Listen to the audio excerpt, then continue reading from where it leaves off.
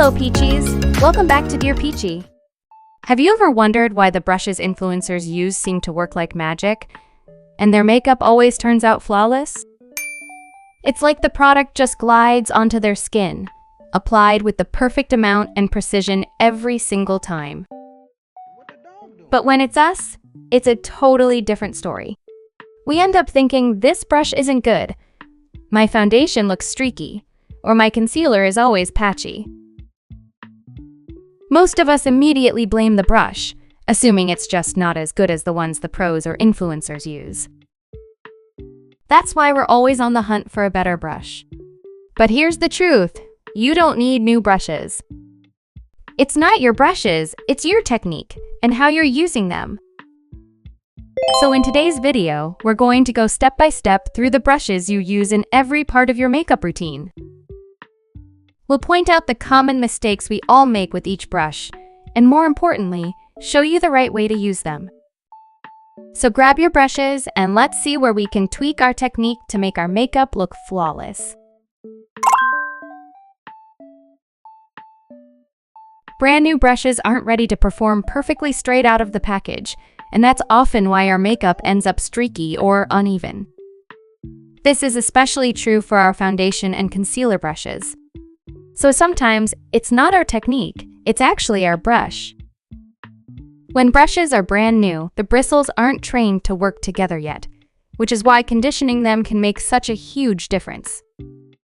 One of the best ways to do this is by using a little bit of Vaseline. With a new foundation brush, you want to really press the Vaseline deep into the bristles, not just on the surface, but all the way inside. The goal here is to get all the hairs to stick together and move as one cohesive unit, instead of having little strands flying everywhere. Once you've done that, just let the brush sit like that for a full day. On the next day, gently wipe off the Vaseline before using. However, if you're like us and don't have the patience to wait a whole day, there's a quicker method. You can try using your foundation and just dispense a generous amount and dip the brush into it so it really seeps into the bristles and helps shape them. Then gently wipe off the excess on the outside and let it sit for about an hour. If the brush is completely new, you might want to repeat this 2 or 3 times to really get it into that ideal shape. Concealer brushes can use the same method too. You can use a tiny bit of Vaseline or even moisturizer to condition them. If the bristles are uneven or not sitting nicely together, the product won't apply properly on the skin, and it becomes really hard to control, especially when you're working on small, detailed areas. Other than that, you might notice with new brushes, a few random hairs sticking out or bending the wrong way. And as tempting as it is to try and fix them with Vaseline, they usually just bounce right back. In this case, it's actually better to carefully trim those stray bristles near the base. This is because the synthetic brushes have thicker and more springy bristle fibers. Cutting them can leave blunt ends that might feel a little sharp on the skin. When it comes to storing your brushes, those little protective caps that come with them, don't throw them away. They actually help a lot in keeping the shape of the brush intact.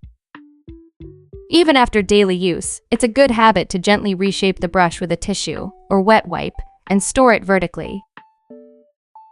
Lastly, let's talk about washing your brushes. If your brush gets really saturated with product, you'll want to wash it right away. But for everyday use, washing them every 2 weeks is usually enough. The important part is that after washing and fully drying your brush, you actually need to condition it again. This helps the bristles go back to that smooth, structured shape, so your makeup continues to apply beautifully every time. Once our brushes are prepped, it is then all in our technique. Let's start with our foundation brush. A super common mistake is scooping up a big blob and brushing it straight onto our face. No wonder it looks thick and mask-like. The better way is to first dispense a little foundation on the back of our hand, then lightly pick up foundation from the edges of our brush. Flip the brush and pick up just a tiny bit more. When you look at the brush, there shouldn't be excess product sitting on either side. That way, when you apply it, the foundation goes on really thin and lightweight, and your skin still looks like skin.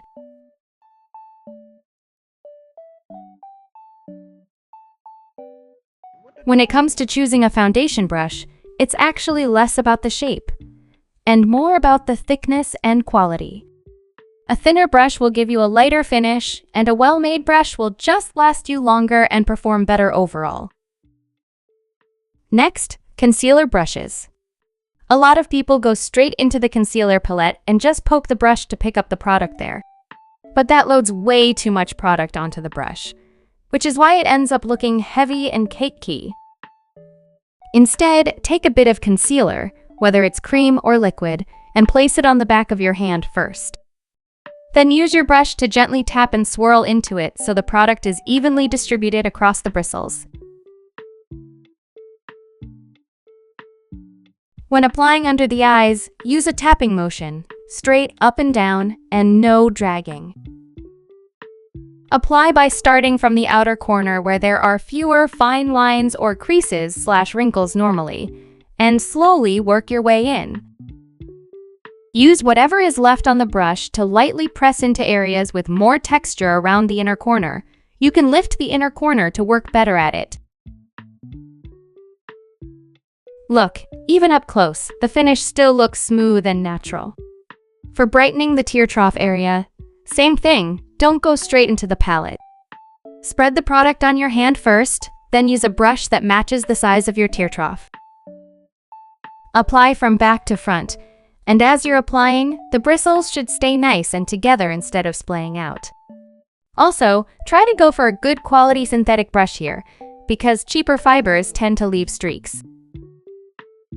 Now for highlighting the mid-face, different formulas of matte highlighter are usually used, such as powder, cream, or liquid.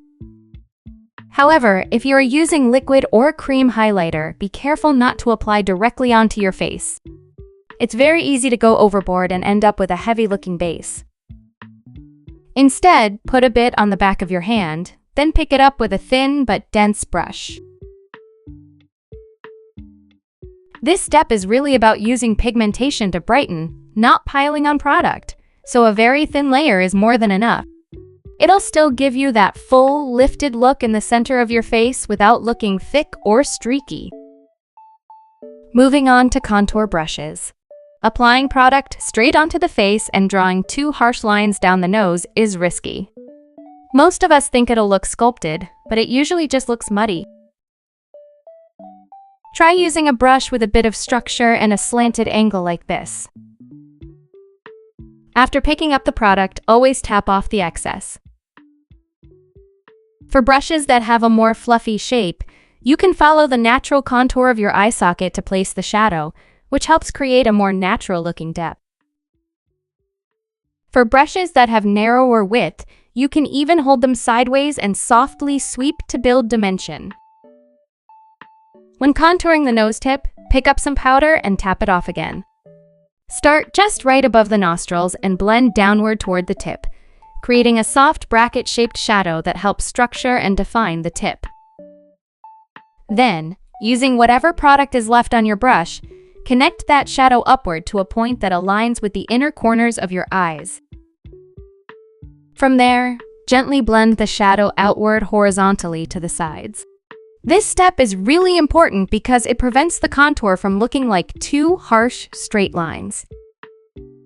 For shimmery or pearlescent highlighter, powder formulas are actually pretty forgiving and it's easier to use for beginners. Fan brushes work really well, but we'd suggest going for a smaller one so you can be more precise, especially around the inner corners, nose bridge, tip of the nose, and brow bone. Now let's talk about eyeshadow brushes. If you've ever felt like your eyeshadow looks muddy, it's probably because you're picking up too much product. If you're using natural bristle brushes, you really only need to dip once. Apply it evenly across the upper lid and lower lash line. If you want to deepen the color, you can actually reuse the same brush. Just clean it on a sponge or a napkin first.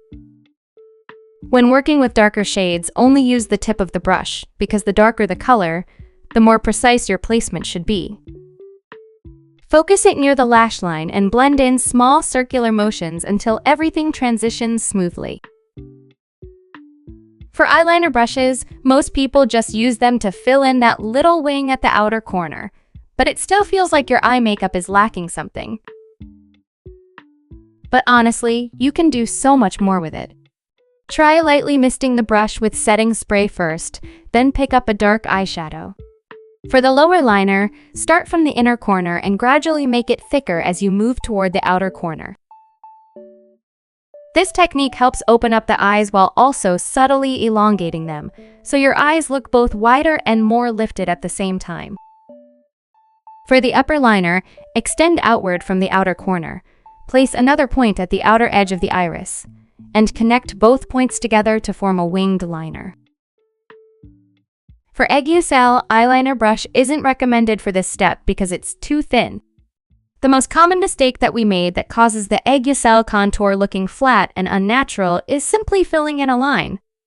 But it shouldn't look like a line. It should be a soft, diffused contour like this. So instead, go for a slightly thicker brush that lets you create that shadow in one smooth pass. Pick up a brown shade. Start right under your pupil and gently blend it outward to both sides. Usually 1 or 2 strokes is all you need. Then take a small tapered brush and add a touch of highlight right on top. This helps bring dimension to the aiguiselle and makes it look much more natural and softly defined. And lastly, blush brushes. There are actually different types designed for different formulas and shades. The most common round blush brush has denser bristles, which means it picks up more product. This makes it great when you want to apply blush more precisely in one area rather than creating a super diffused look. It also works better with lighter or less pigmented shades since the brush naturally deposits more color. On the other hand, a stippling brush has less dense bristles, so it picks up less product. Because of that, it works well with almost all types of shades and is especially beginner-friendly. It gives you a softer, more natural finish, so it's much harder to overdo it. Then we have angled, dome-shaped brushes, which work best with cream or liquid blush. Nonetheless, if you are using cream or liquid blushes, you are very likely to go straight into the blush with your brush. That's probably why the color ends up looking uneven or a bit too heavy on your cheek. Instead, tap some of the blush onto the back of your hand first, then gently swirl your brush into it. This helps distribute the product more evenly across the bristles, so when you apply it to your face, it blends seamlessly into your base, giving that soft, natural flush, like it's coming from within your skin, not just sitting on top of it. And that's it. Remember, it's not about having the newest or most expensive brushes. It's about how we prep them and how we use them. Conditioning our brushes and tweaking our technique can completely transform the way our makeup looks. So next time you're thinking about buying a new brush, take a moment to think back to the steps we went through today. Because maybe it's not that you need a new brush, but that you just need a better technique. Do you have your own special brush technique too? Let us know in the comments. We'd love to hear it. Thank you so much for watching. We will see you in the next video. Goodbye!